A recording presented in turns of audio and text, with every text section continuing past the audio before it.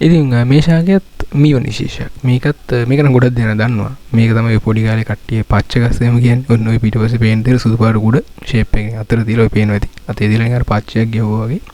ඒ අච්චු වගේ එක හිටිනවා. ඉතින් ඉතින් සමහර කැමරා පච්ච ගස් කියලාත් කියනවා. ටැටු ගස් කියලා කියනවා. ඉතින් අපි සිංහලෙන් දාගත්ත නම් කීපයක්. ඉතින් එහෙම ගත්තොත් මේකට ස්ථිරව ගත්තොත් සිංහල නමක් නැහැ. සයින්ටිෆික් නේම් එක මට මතකයි මම Facebook එකේ දාලා තිබ්බා. Facebook එකට join වෙන්න link එක තියෙනවා description එකේ. ඒකේ මේ හැම ශාක වර්ගයකම සයින්ටිෆික් නේම් එක සහ දාලා විස්තර තියෙනවා නම් ඒවයි ඔක්කොම Facebook එකේ දාලා දිනවා. ඊට අමතරව වීඩියෝස් කිහිපයකුත් එනවා. ඉතින් Facebook එකට join වෙන්න මේ හැම විශේෂයකම නම් සහ අදාළ විස්තර ඒවේ දාලා Facebook එකේ දාලා දිනවා. ඉතින් මේකට තර කලින් කිව්ව සිංහල නමක් නැහැ. පච්ච ගස් කියන ටැටු ගස් කියනවා. ওই විදිහට තමයි හඳුන්වන්නේ. ඉතින් මේකෙත් දේශීයව අපිට භාවිත එහෙම හම්බ වෙන්නේ නැහැ. මේක තියෙන තව රටවල් තියෙනවා. ඒ රටවල් වලදී ඒගොල්ලන්ගේ වෙදකම් වලදී මේවා පාවිච්චි කරන අවස්ථා ඇති. මම ඒව ගැන තාම විස්තර හොයන්න ගියේ නැහැ. මේක හඳුන්වා දීමේ වීඩියෝ එකකින්ද ෂෝට් වීඩියෝ එකකින්ද ඕගොල්ලන්ට ශාකේ හඳුන්වා දීමක් තමයි මෙතනදී කරන්නේ.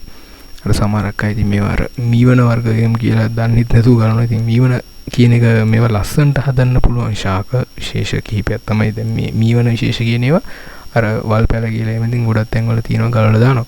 ඉතින් ඔයගොල්ලන්ට පුළුවන් නම් මේවා මල් පැල විකුණන තැන්වල උනොත් මේවා විකුණන්න දාලා තියෙනවා අද කාලේ වෙනකොට. ඉතින් ඔයාලටත් මේ පැලවල කොහේ හරි තියෙනවනම් විසිතුරු පැල විකුණන වගේ වැඩකට මේ ශාක යොදා ගැනීමේ හැකියාවක් තියෙනවා. මේ පොඩ්ඩක් කල්පනා කරලා බලලා පොඩ්ඩක් ප්ලෑන් එකක් ගහලා වැඩේ කරගෙන යන්න පුළුවන්. ඉතින් ලස්සනට හදන්න මේ ශාක ඉතාමත් සුදුසුයි. ගෙව තුලේ මදනවා පොඩි පොන්ඩ් වගේ ඒවා දියැලි කඩ වැටෙනවා වගේ ඒවා.